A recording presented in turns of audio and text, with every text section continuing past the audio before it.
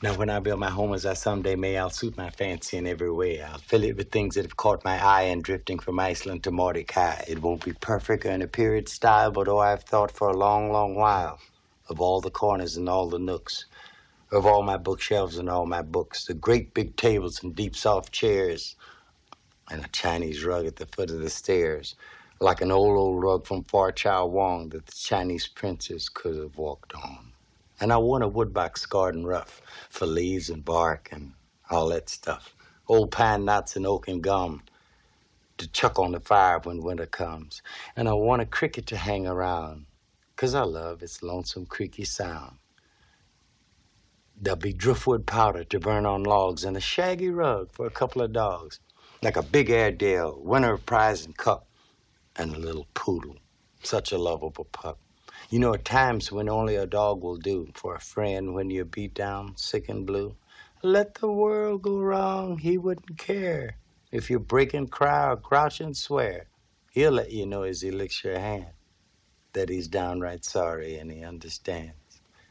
And there on the mantel I'll have a place for a little mud god with a painted face, while magazines lie in a bow-legged stand in a hell of a mixture, close at hand. Pictures I think I'll have but three. One in oil of a windswept sea, like with a flying ship and the waves whip white, and I know the chap that can paint it right.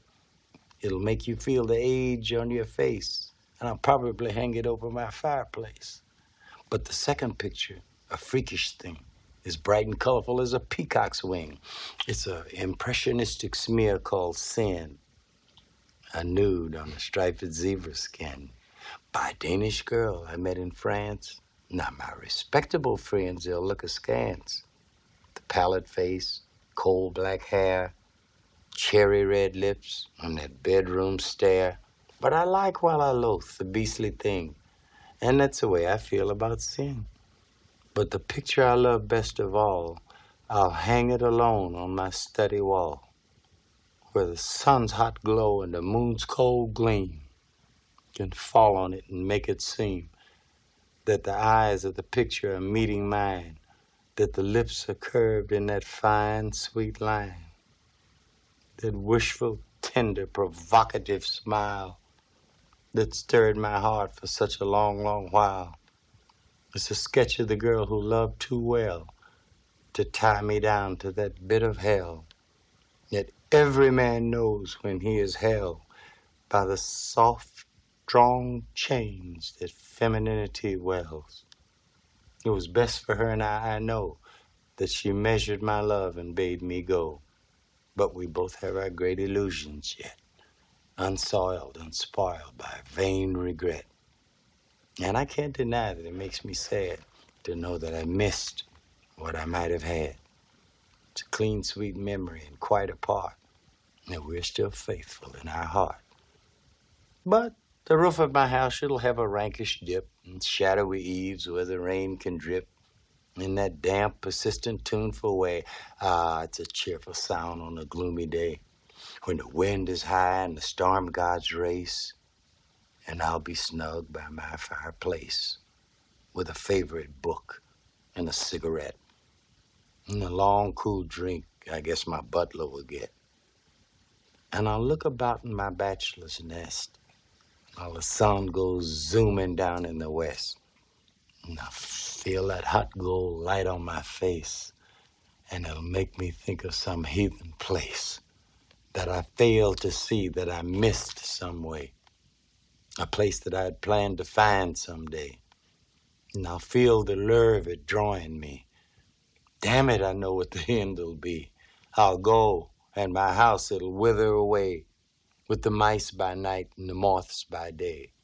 They'll nibble the covers of all my books, and the spiders weave webs in the shadowy nooks. But my dogs, I'll see that they have a home while I follow the sun, while I drift and roam to the ends of the earth like a chip on a stream, like a straw in the wind, or like a vagrant dream. And then it'll strike me like a swift, sharp pain that I'll probably never build again. This house, that I plan to have someday? Well, hell, I was just dreaming about it anyway.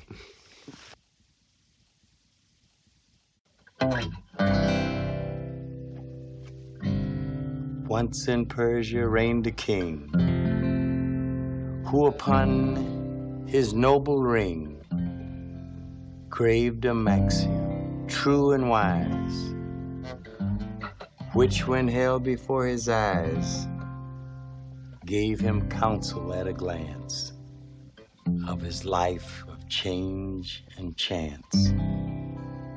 Solemn words, and these are they: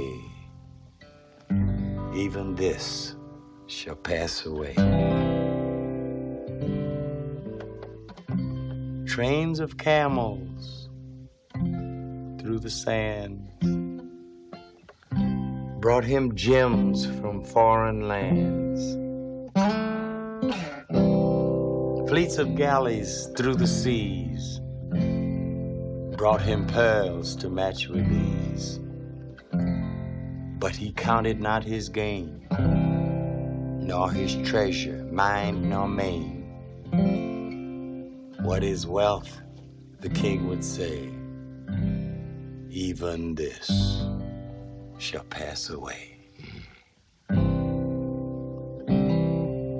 Fairest woman ever seen was the bride he chose his queen. Pillowed on their marriage bed, whispering to her soul, he said, though no man has ever pressed lovelier bosom to his chest, mortal flesh must come to clay. Even these must pass away. Fighting on a battlefield, once a spearhead pierced his shield. Groaning from his tortured side, pain is hard to bear, he cried. Soldiers with a loud lament bore him bleeding to his tent. But with patience day by day, even this shall pass away.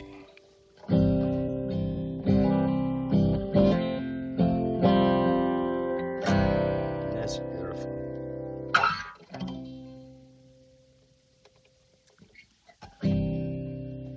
Centered in the village square, 30 meters in the air, rose his statue carved in stone, as the king stood there alone, gazing at his sculptured name,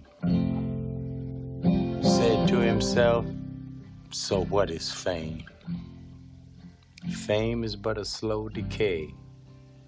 Even that shall pass away. Sick with cancer, sore and old, lying at the gates of gold, spake he with his dying breath, life is gone, so what is death? Then in answer to the king, fell a sunbeam on his ring, reflecting words, and these are they: even I shall pass away.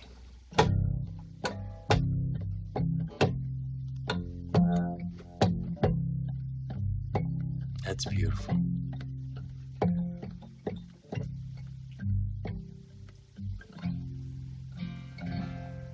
In the revel of his court, at the zenith of his sport, when the palms of all his guests burned with clapping at his zest, he among his figs and wine cried, oh, loving friends of mine, pleasures come, but not to stay. These good times will pass away.